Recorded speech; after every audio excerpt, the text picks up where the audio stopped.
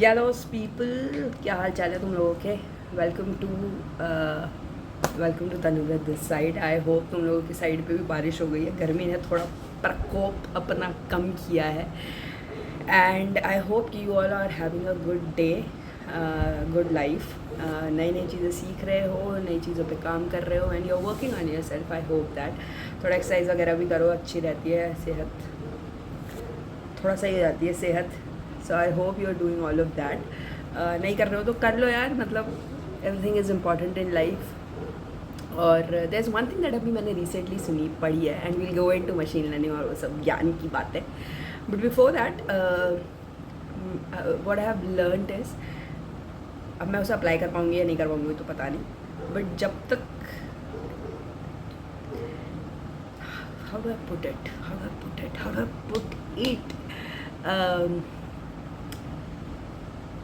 वो एक कहावत है ना, कि तुम अकेले ही आए थे और अकेले ही जाओगे। वो एप्ट है। हम अकेले ही आते हैं, अकेले ही जाते हैं और हमारा काम सिर्फ अपने ऊपर ध्यान देना होता है। बाकी सारी चीज़ें फॉल इनटू देयर प्लेस करती है। किसी और के लिए कुछ कर रहे हो तो ऐसे मत करो कि तुम जो अपने पे काम कर रहे हो उस पर रुकावटें आएँ। ये करते रहोगे तो चीज़ें सॉर्ट आउट रहेंगी। ज्ञान देना आसान है, अप्लाई करना मुश्किल है, मुझे भी पता है। उसी तरीके से हम मशीन लर्निंग पढ़ा रहे हैं आपको। अब पढ़ाना हमारा काम है, आप सीख रहे हो, अप्लाई कर रहे हो या नहीं कर रहे हो, वो आपका काम है।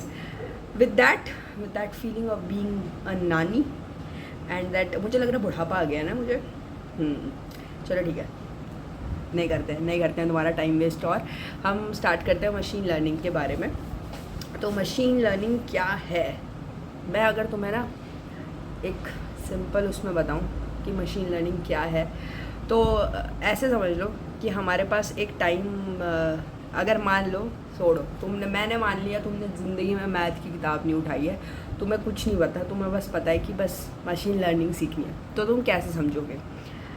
मान लो मैंने तुम्हें ये दिए हुए वैल्यूज़ 2 4 3 5 4 6, और मैं तुमसे पूछ रही हूँ कि अब जो मेरी वैल्यू है, अब मेरे को बताओ कि मतलब मैं बोल रही हूँ 2 होगा, तो अगर 2 है तो मेरा, अगर तुम 2 कदम चलोगे तो मैं 4 चढ़ूँगी, तुम 3 होगे तो मैं 5वें कदम पे होंगी, तुम 4थे पे हो तो मैं 6ठे पे होंगी। अब मैं बोल रही हूँ कि मैं 5वें पे आ गई हूँ, तो मैं कौन से वाले, मेरा नेक्स्ट स्टेप क्या होगा। ठीक है, ये मेरा सवाल है। अब जब तुम इस सवाल का जवाब देने की कोशिश करोगे तो तुम क्या बोलोगे, अच्छा जब ये 2 पे थी, जब मैं 2 पे थी तो ये 4 पे थी, मतलब मेरे से 2 कदम आगे है। फिर ये 3 पे थी तो मैं 5 पे, मैं जब 3 पे थी तो ये 5 पे है, तो फिर भी ये मुझसे 2 कदम आगे। 4 पे थी तो ये 2 कदम आगे, 5 पे थी तो अब ये 7 पे होगी। हर उस पे ये मुझसे 2 कदम ही आगे है ना। और अगर मैं ये बोलूँ कि तुम मुझे इसे ए और बी के फॉर्म में समझाओ, तो मैं बोलूँगी अगर ए की वैल्यू मुझे कैलकुलेट करनी है, ए मतलब मेरे कदम और बी मतलब उसके कदम, तो मेरे बी मतलब क्या हो गया, बी पे 2 मैं जोड़ दूँ, मतलब इस नहीं नहीं नहीं नहीं नहीं, अगर मुझे इसके कदम निकालने हैं कि इसके कदम क्या होंगे, तो मैंने जितने भी कदम चले हैं उस पर 2 जोड़ दूँगी, तो ये बता देगा कि ये मेरे कितने ये कदम है।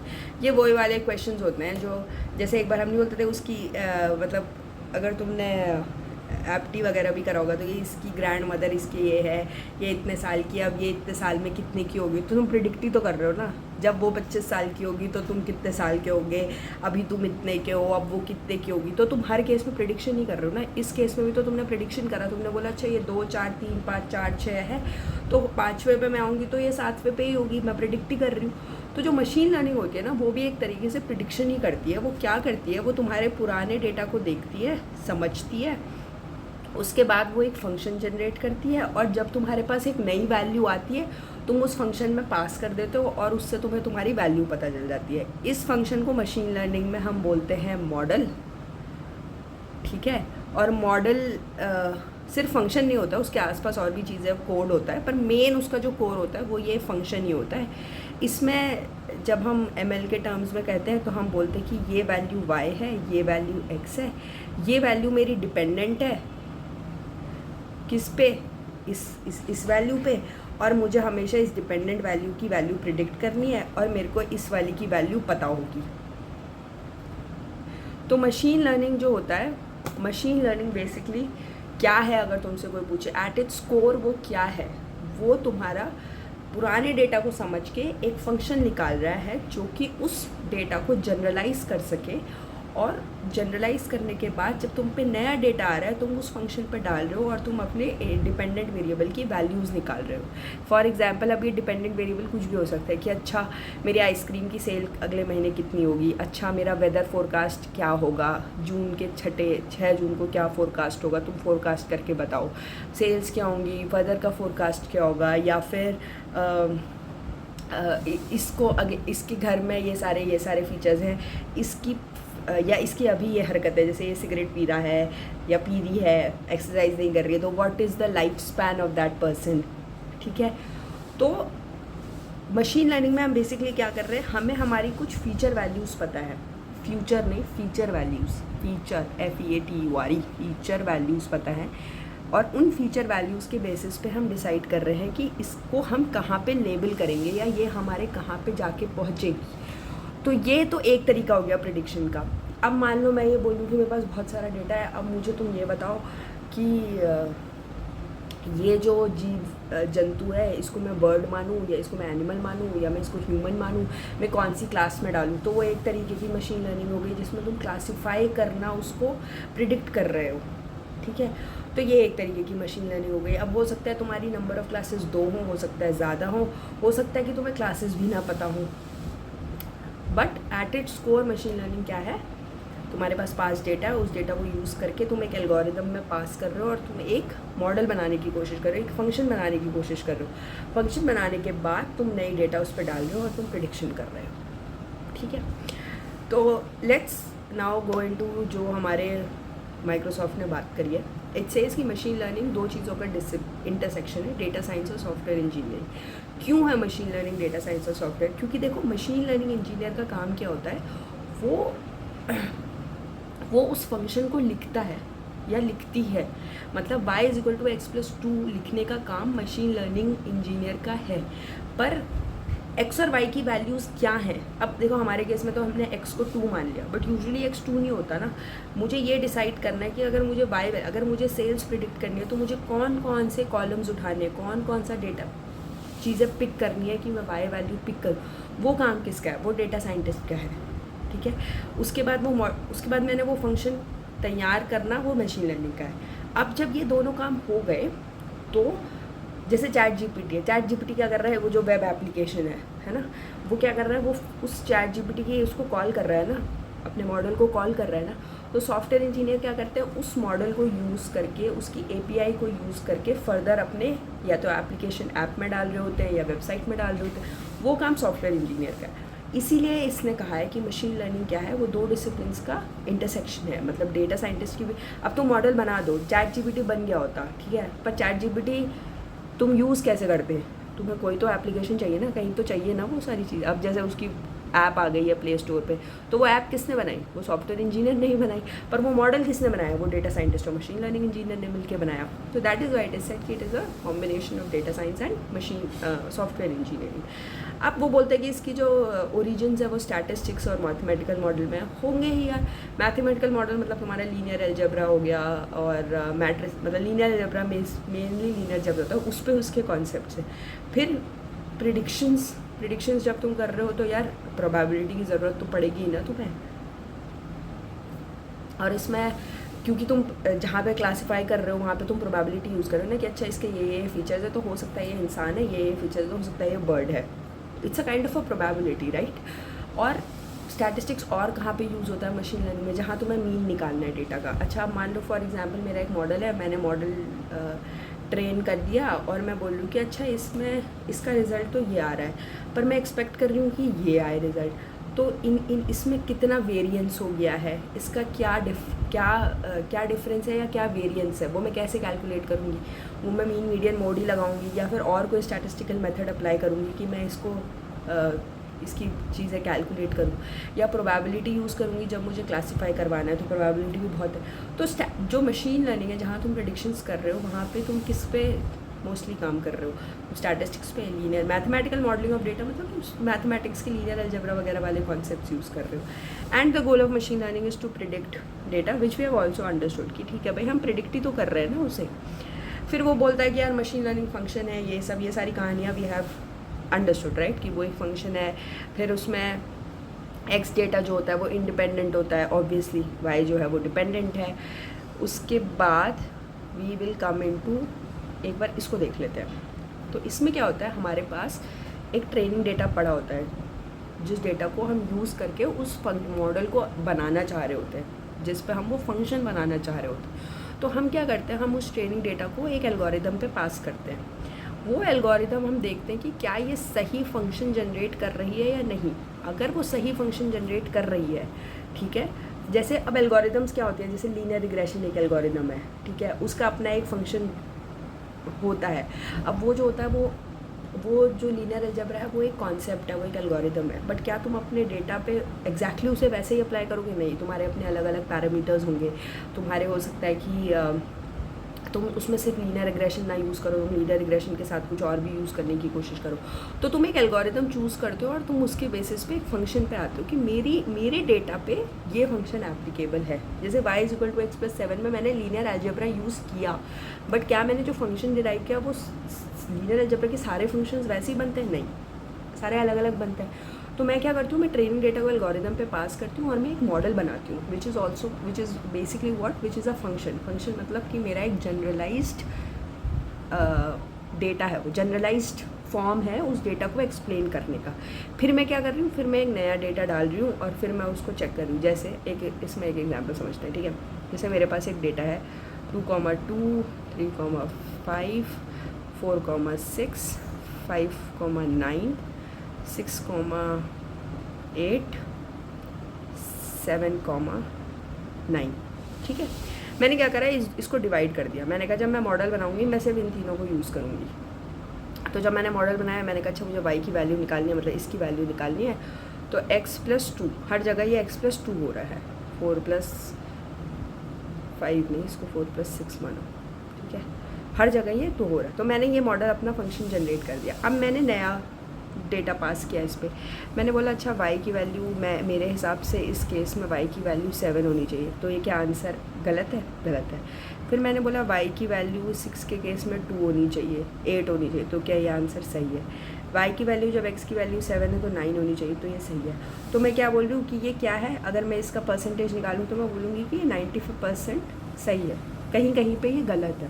अब हो सकता है कि कोई एक और मॉडल हो जो इसे 95% सही कर दे, जो इसका फंक्शन जनरेट करे वो 95 कर दे। तो मैं क्या कहूँगी, मैं बोलूँगी कि मैं वो वाला यूज़ करूँगी क्योंकि वो मेरे ज़्यादा डेटा पॉइंट्स पे सही रिजल्ट ला के दे रहा है। तो that is what a machine learning engineer या डेटा साइंटिस्ट डज, ठीक है।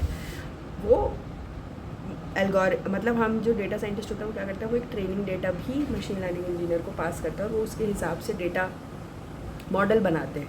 मॉडल बनाने के बाद डेटा साइंटिस्ट को देते हैं, डेटा साइंटिस्ट नए डेटा पे टेस्ट करते हैं। अगर ये सही नहीं आया फिर से मैं ट्रेन करती हूँ, फिर मैं बोलती हूँ कि अच्छा मैंने जो पहले एल्गोरिदम चूज़ करी थी y = x+2 वो शायद गलत है, अब मुझे कोई और एल्गोरिदम। अब ये वाला जो कॉन्सेप्ट है ना, ये बड़ा सिंपल वे में मैं बता रही हूँ। इन रियल लाइफ x की वैल्यूज़ बहुत अलग अलग होती है। x की वैल्यूज़ होती क्या हैं अगर तुम समझो तो, जैसे फॉर एग्जांपल अगर मुझे सेल्स प्रिडिक्ट करने हैं, ठीक है, तो मेरे सेल्स प्रिडिक्ट करने के लिए मैं कहूँगी कि अच्छा मेरी परचेज़ चेक करो, परचेजिंग पावर ऑफ वो देखो, फिर मेरे मंथ कौन से महीने में ज़्यादा सिलेक्शन हुए हैं, पहले कितने हुए हैं, क्या हुए हैं वो सेलेक्ट करो। उसके बाद कंट्री सेलेक्ट करो, उसके बाद तुम ये सेलेक्ट करो कि उसकी जीडीपी क्या है कंट्री की, ठीक है, उसमें पहले कभी रिसेशन आया है या नहीं आया। तो ये सारे एक्स फैक्टर्स हैं जो इंडिपेंडेंट है। परचेजिंग पावर, रिसेशन सब अपने अपने में इंडिपेंडेंट है। इनको चूज़ करके मैं डिसाइड कर रही हूँ कि फाइनली मेरी सेल कितनी होगी। क्या कोई फेस्टिव आने वाला है तो मेरी ऑब्वियसली सेल ज़्यादा हो जाएगी। तो मैं अलग अलग पैरामीटर्स चूज़ करके अपनी सेल्स को प्रिडिक्ट करने की कोशिश कर रही हूँ। And that is what machine learning is all about, ठीक है। Then it talks about feature values. Feature values तुम्हारी वो एट्रीब्यूट्स होती है जिनको हम ऑब्जर्व कर रहे होते हैं। लेबल वैल्यूज़ होती है जिसको हम प्रिडिक्ट कर रहे होते हैं। जैसे सेल्स है, वो प्रिडिक्ट कर रही हूँ किन के बेसिस पे, प्रोडक्ट की परचेजिंग पावर, जीडीपी, इनको यूज़ करके मैं उसको प्रिडिक्ट करने की कोशिश कर रही हूँ। फीचर वैल्यूज़ तुम्हारी एक्स वैल्यूज़ होती हैं क्योंकि वो इंडिपेंडेंट होती है। वाई तुम्हारी डिपेंडेंट है, क्यों? क्योंकि तुम वाई की वैल्यू एक्स के टर्म्स में निकाल रहे हो ना। उसके बाद फिर there is a concept of training and inferencing. तो ट्रेनिंग मतलब होता है जब तुम ट्रेन कर रहे होते हो मॉडल को। इन्फ्रेंसिंग होता है जब तुम नया डेटा डाल के उस पर चेक कर रहे होते हो कि ये सही है या नहीं है। अगर मॉडल का रिजल्ट सही आता है तो तुम बढ़िया खुश हो जाते हो, नहीं होता तो तुम दोबारा से ट्रेनिंग वाले प्रोसेस में दोबारा जाते हो। ठीक है। अब टाइप्स ऑफ मशीन लर्निंग क्या होती है? मशीन लर्निंग तुम अलग अलग तरीके से मशीन को समझा सकते हो। ठीक है, दो मेन होते हैं। एक होता है जिसमें तुम्हें फीचर वैल्यूज़ और लेबल वैल्यूज़ दोनों पता होती हैं। जैसे कि फॉर एग्जांपल तुम्हारे पास पिछले 10 साल का सेल्स का डेटा है, तो तुम्हें पता है कि इन फैक्टर्स के बाद सेल्स मेरी इतनी हुई। ठीक है। या अगर तुम्हें फॉर एग्जांपल मैं बोलूँ सेल्स का हो गया या वेदर फोरकास्ट का हो गया, या फॉर एग्जांपल अगर तुम क्लासिफिकेशन में भी टेस्ट कर रहे हो तो तुम्हें पता है कि मेरे ये फीचर्स है। अगर जैसे मैं ह्यूमंस और बर्ड्स में क्लासीफाई कर रही हूँ तो तुम्हें पता है कि अगर इसके ये फीचर्स है तो इसके तुम्हारे पास एक सेट ऑफ लेबल और फीचर का वैल्यू है। जहाँ पे जब हम ट्रेन कर रहे होते हैं हमें फीचर वैल्यू भी पता होती है और हमें ये भी पता होता है कि इसकी क्या वैल्यू आएगी उस ट्रेनिंग डेटा के लिए। That is what is a supervised learning. Unsupervised learning होती है जहाँ पे तुम्हारे पास लेबल्ड डेटा नहीं होता जब तुम ट्रेन कर रहे हो। तो फॉर एग्जांपल तुम्हारे पास तुम्हें क्लासीफाई करना है न्यू ब्रीड ऑफ एनिमल्स को क्लासीफाई करना है तुम्हें। ठीक है। या तुम्हें क्लासीफाई करना है कि जेनजी कौन से प्रोडक्ट्स कौन से महीने में ख़रीदते हैं। प्रॉब्ली तुम्हें उसका भी नहीं पता है कि कौन सा कब कहाँ क्या ख़रीदा जा रहा है, and you wanted to be classified further. तो तुम्हारे पास सिर्फ फीचर वैल्यूज़ है। अब फीचर वैल्यूज़ यूज़ कर मतलब मॉडल को पास करके तुम उसके बाद चेक कर रहे हो कि अच्छा क्या इसने सारे फीचर्स पे सही मुझे कैलकुलेट करके दिया है या नहीं। That is what is an unsupervised learning. जहाँ पे तुम्हारे पास, अगर तुम वैसे समझोगे, जहाँ पे तुम्हारे पास एक्स और वाई दोनों की वैल्यू है दैट इज़ योर सुपरवाइज्ड। जहाँ पे तुम्हारे पास सिर्फ वाई की वैल्यू है that is your clustering. Regression, अगर हम अब ये रिग्रेशन बाइनरी क्लस्टरिंग ये सब हम आगे और भी पढ़ेंगे, बट फॉर नाउ इसे ऐसे समझ लो। रिग्रेशन वो होता है जब तुम्हारे पास एक्स की बहुत सारी वैल्यूज़ होती हैं और तुम वाई की एक वैल्यू जनरेट करने की कोशिश कर रहे हो। फॉर एग्जांपल तुम्हारे पास वेदर का बहुत सारा डेटा और तुम्हें पता है कि अच्छा ये 34 जाएगा। तुम एक वैल्यू वाई की एक वैल्यू फिगर आउट करने की कोशिश कर रहे हो। That is what is regression. जहाँ तुम वो लीनियर रिग्रेशन भी होता है, लॉजिक जो भी है। बेसिकली तुम क्या कर रहे हो रिग्रेशन में, तुम पुरानी की बहुत सारी वैल्यूज़ के बेसिस पे एक फाइनल वैल्यू पहुंचने की कोशिश कर रहे हो। That is what is regression. Classification होता है जहाँ पे तुम क्लासीफाई करने की कोशिश कर रहे हो। अच्छा, उसमें भी फिर देखो बाइनरी क्लासिफिकेशन दो ही होते हैं, या तो कैट होगा या कैट नहीं होगा, या ट्रू होगा या नॉट ट्रू होगा, पॉजिटिव होगा या नॉट पॉजिटिव होगा, मतलब नेगेटिव होगा। मल्टी क्लास क्लासिफिकेशन क्या होता है, जहाँ पे तुम अच्छा एनिमल, ह्यूमन, डॉग्स, एलिफेंट्स, ये अलग अलग ब्रीड्स हैं, इनमें डिवाइड करने की कोशिश कर रहे हो, जहाँ पे कैटेगरीज ज़्यादा हैं, जहाँ क्लासेस ज़्यादा हैं। अनसुपरवाइज मशीन लर्निंग क्लस्टरिंग में क्या होता है, तुम्हें पता ही नहीं है कि तुम्हें कौन सी कैटेगरीज में डालना है। तुम बस फीचर्स डाल रहे हो और जो फीचर्स की जिन के फीचर्स मैच कर रहे हैं वो उन्हें एक पे क्लब कर दे रहा है। फॉर एग्जांपल अगर मेरे पास बहुत सारे प्रोडक्ट हैं, ठीक है, और मुझे कैटेगरीज कैलकुलेट करनी है, तो मैं इस क्लस्टरिंग में डाल दूँगी। वो क्या करेगा, मस्कारा, आई लाइनर, इन सबको एक कैटेगरी डाल देगा क्योंकि आई से रिलेटेड है। फिर लिपस्टिक्स, लिप ग्लॉस को एक में डाल देगा। तो वो क्योंकि उनके फीचर्स सेम है, वो लिप्स पे अप्लाई होते हैं, लिक्विडी फॉर्म में होते हैं। फिर क्या होता है, उनके वो या तो स्टिक वाले होते हैं या ऐसे वाले होते हैं, वो सिमिलर से हैं। फाउंडेशन मुँह पे लगता है वो क्रीमी होता है, तो वो उसके अपने अपने फीचर्स हैं ना हर प्रोडक्ट के, उसके बेसिस पर वो उसे क्लासीफाई कर देगा। तो we'll get into regression, उसके सारे questions वगैरह हम solve करेंगे। And for today this is it. We can just conclude it again. Machine learning अगर तुमसे कोई पूछता है कि क्या है, हम हमारे डेटा के बेसिस पे एक फंक्शन बनाने की कोशिश कर रहे हैं जो कि उस पूरे डेटा को बेस्ट वे में जनरलाइज कर दे या बेस्ट वे में रिप्रेजेंट कर दे, ताकि जब हम पे नया डेटा आए तो हम वैल्यूज़ कैलकुलेट कर सकें अपनी लेबल्स की, या हम अपने या हम उसके ऊपर प्रिडिक्शन कर सकें, क्योंकि हमने पास्ट का इतना सारा डेटा देख लिया कि हमने जो फंक्शन बनाया है वो बहुत ही ज़्यादा जनरलाइज्ड है, इससे ज़्यादा ऊपर नीचे नहीं जाएगा, ठीक है। So with that that's it for today. I hope you had a good time. पढ़ाई वढ़ाई, I hope it's all going good for you. If you have any doubt, please let me know. If you don't have doubt, please let me know. With that, happy learning. I hope we all clear AI 900 with the best results. ठीक है? Okay. Bye bye. Shabba khair. Have a good day. Namaste. All good. Merry Christmas. चलो, bye bye.